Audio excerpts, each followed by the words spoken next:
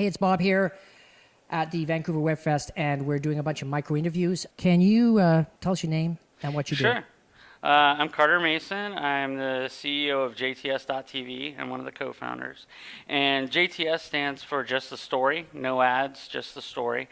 I'm an anti-ads guy, but it goes deeper than that. It's about making a financial model for creators to sustain their works. And yeah, that's what I do. We're a premium network. So $3.99 a month, $39.99 a year, and you get 40, 50 shows we have right now. It fluctuates. We really haven't dropped any off, but we're adding a lot. So we're close to 50 shows right now. So what's that money being used for? I mean, you're collecting money. Are you getting it into production, or is it just for the streaming and the organizing? Well, half of our money goes to the creators. The other half goes to pay our bills and eventually profit. We're not there yet. We will be. 50% goes into a pool for creators, and then it's based on the popularity. If your show gets 20% of the views, you would get 20% of the money. And newer shows do tend to monopolize the views the longer, because we've got people that have subscribed for the whole 3 years, and they're not going to rewatch our entire catalog all the time. So the new shows come out, they get higher views. And it's really designed so that we don't make money off the backs of creators, because a lot of the platforms, they're paying, you can't even say pennies, because it's not even that much per view for ads, for ad base. And they make money as a platform because they have hundreds of thousands or millions or billions of videos in YouTube's case. And they're making their money off the backs of content creators. And I never wanted to do that. I wanted to create something where people could see it without ads, because I hate ads. And they could also make money fair wage. Well, for you, it's different too, because you're looking for very high quality stuff. I mean, you're getting lots of submissions every week, and you're saying, well, sorry. Oh, this stuff is almost network level quality. They should be in our show. So you're looking for premium quality content. Yeah, the two standards we use are, if somebody were to walk in the room and you're watching JTS on a Roku, however you're watching it on your TV, there's several different ways, people would think you're watching TV. They wouldn't think that's a web series, or that's this, or that's that. They would think you're just watching television. And then the other standard is, does it tell a good story? And so we're just looking for TV quality shows that tell a great story, any genre. So, okay, you're getting all these different submissions in. What's the weakest link? Is it the story link, or is it the production link? More and more, it's story. There were problems more frequently at the beginning 3 years ago when we started, where I kind of like the show, but it just doesn't look anything like a TV show.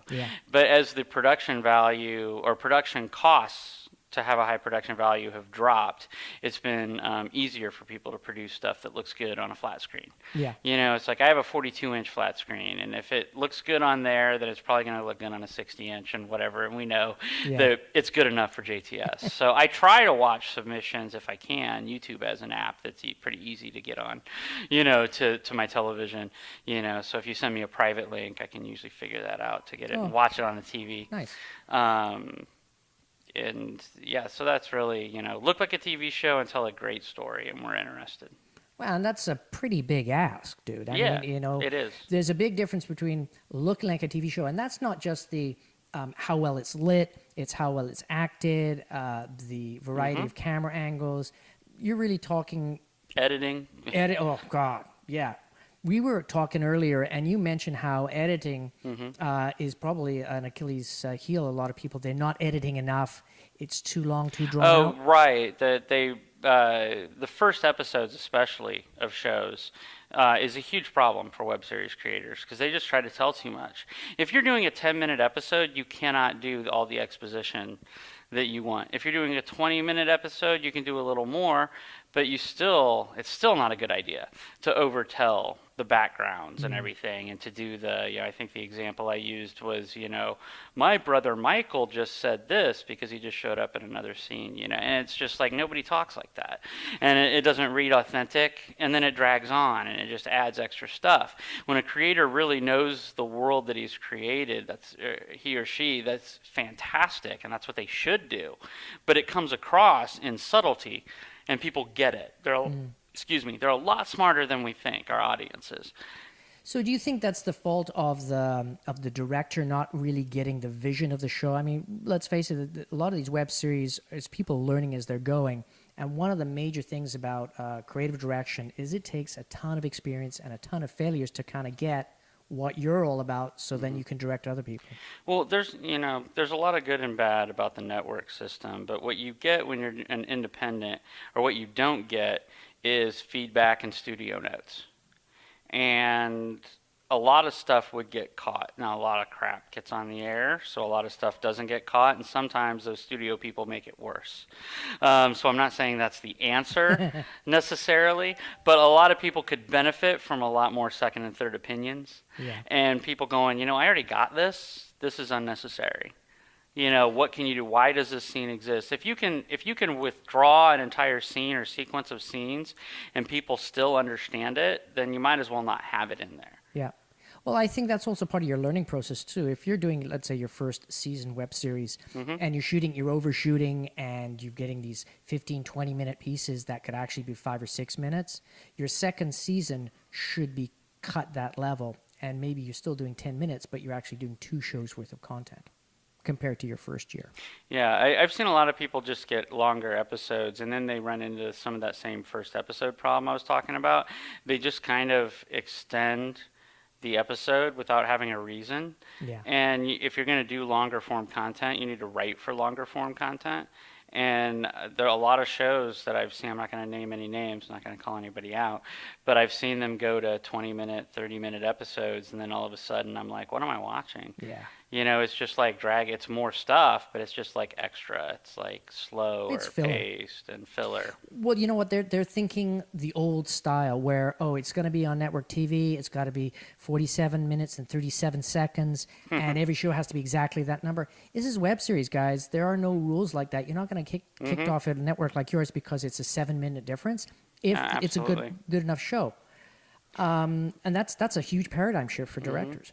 And I think there are strategies that some people will want to use to try to eventually be on network or cable or there's a lot of smaller networks that maybe you could get distribution on, and then you got to be a little bit more careful. But for the most part, if that's not your goal, or if you don't think, then Yeah, what's the point? 15 minutes, 17, 22, you look at HBO and Showtime, who in my opinion are putting out the best shows.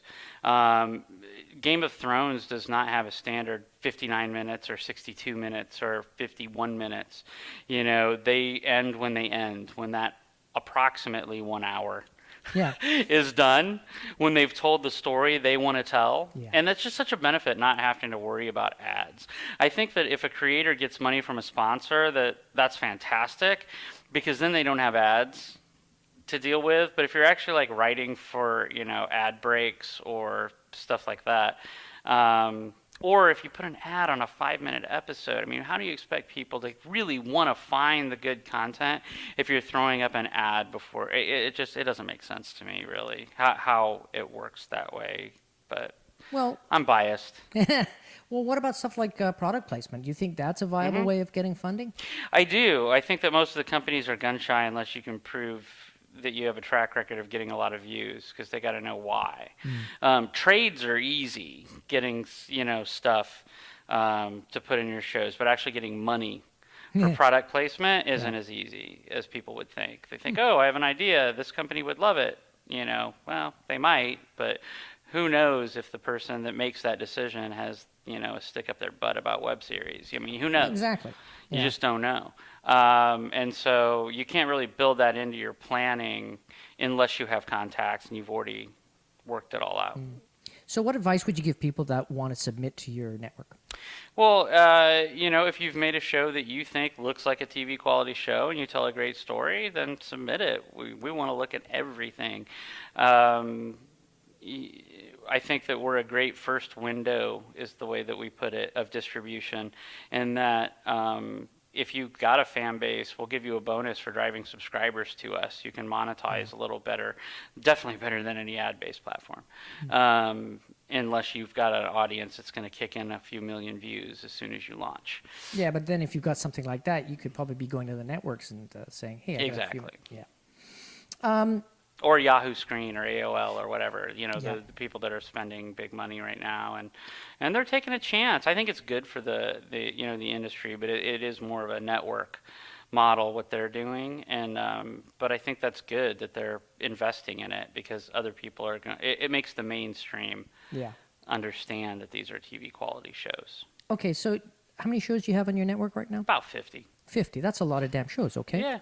Out of those shows, which seems to be the most popular shows, like as far as like reality type shows or drama shows or comedy? It really varies. The one show that's been popular throughout is Continuum. Oh, that's an amazing show. And I hope that when I say Continuum, you're thinking of the Continuum that's on our network, because there's also a Sci-Fi Channel and Canadian show, Continuum. Oh, sorry, dude. So you got both. See, well, yeah, but they ours ran out came of funding. first. Ours came first. No, we actually got a huge bonus from, the Canadian network that produced Continuum, that version. I'll have to check it out. Yeah, it's Oh a my great God, show. okay. Ours is short form, and it's amazing. It won a lot of awards when it first came out, and shortly after we launched, we saw there was another show called Continuum. We thought, yeah, but then it turns out that sci-fi fans like good sci-fi, and even though the story is nothing like it, a lot of people found us from searching for Continuum at first, and then they we like this show, and what is this network, and that was great. So in that situation, sci-fi has been our most popular. We've got, a show Asset that did a good job of, promoting to their fan base, and that's a thriller, spy thriller. It's cool. here represented at Vancouver Web Fest, and you just, a new show comes out, and then that's the hot one usually is how it works. Because then you've got your whole network saying, oh my God, some new content. Mm-hmm. How much new content are you putting up every month or week? It's been slow recently, mostly because I am overly picky? I'm acting as the acquisitions guy, and I'm overly picky, and I've had some health issues. So I've been a little slow. We're picking that back up. We were up to the point of having a new episode every business day at least. Wow. And I'd like to get back there fairly soon to that level. And what's the average length of the show? I know It's crazy getting question. longer. I would say about 8 to 10 minutes right now. Now, before we go, what can people do if they're interested in contacting you guys and getting on your show? Go to jts.tv through the website. There's no way to contact, I think, through our Roku or mobile apps. We have an iOS and Android app and a Roku channel and other stuff. But on the website, there's a contact us. And we look at every submission. Doesn't mean that you're going to be on JTS, but we look at every submission. Okay, well, here's a question before we go. If somebody submits something and gets rejected, can they contact you and say, why did you reject it? Or it's not a viable thing? You guys don't have time for that. We've had one or two people ask, and it's just probably a canned answer of it doesn't fit with us at this time. I don't want to tell somebody, your show was awful, and we all looked at it and laughed. I mean, that's rarely happened. Yeah. It has, where it's like, oh my God, what am I watching? Yeah. That's rare. But most of the time, it's just like they just need to be a little bit better. Maybe it's the production, maybe it's the editing, maybe it's the storytelling. But honestly, we don't have time to give notes like that. Yeah. It's just either we like it or we don't. And I wish I had more time, but I'm behind on currently what I have. I've got a couple of shows I know I can sign, and I just got to sign the contract, and I haven't been able to get that done in a week. So, we are, probably shouldn't admit that, but. Well, that's a reality check for a lot of people. They submit, their whole life is about the submission. Every second and every day that goes by is like, oh my God, how come they haven't got back to us? And they don't realize that you guys are just got a tsunami of other things that you're trying to deal with. Yeah. You're not getting back to them out of malice or anything. You're just damn busy. Yeah, very busy. And, we've got a process where at least at least 2 of the 4 main executives have to watch, and then we have to really like it a lot and have no questions. Otherwise, it needs 3 out of 4, for us to say yes, we're going to sign it. So rare exceptions to that, but for the most part, we've got to have multiple people with busy schedules watch it before we tell you.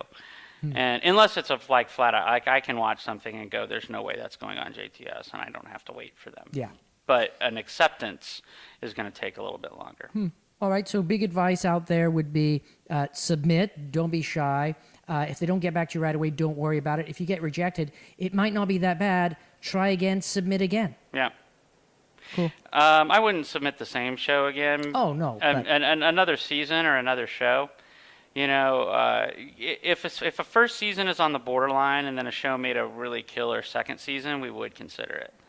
That's hard because people start at the beginning. Yeah. But we would consider it. So you're really saying to submit, you can't just submit one episode. You have to submit a season. Well, yeah, we're not going to pick up a show that's only gotten a pilot made because we're not funding yet. When we get 100,000 paid subscribers to our own network, then we'll be able to fund stuff. But you probably have a pretty big talent pool of people if you gave them the money, they'd give you a kick-ass show. Yeah, our financial model is geared towards being creator-friendly, and the creators like that. And we don't have a hard time usually signing shows. We don't lose too many that we want. Sometimes we're approaching people because I'm at festivals like right now. I'm going to be watching. I'm going to be looking. Is there something that I don't know about yet? We're on the lookout, and most of the time we can sign something unless they've already got an exclusive deal. Awesome. Somewhere. Hey, thanks for being on the show. Thanks for this awesome information. Thank you, and for Bob. everybody listening, please check out web series. And where should they go again? JTS.TV. All right. There you go. Thanks, guys.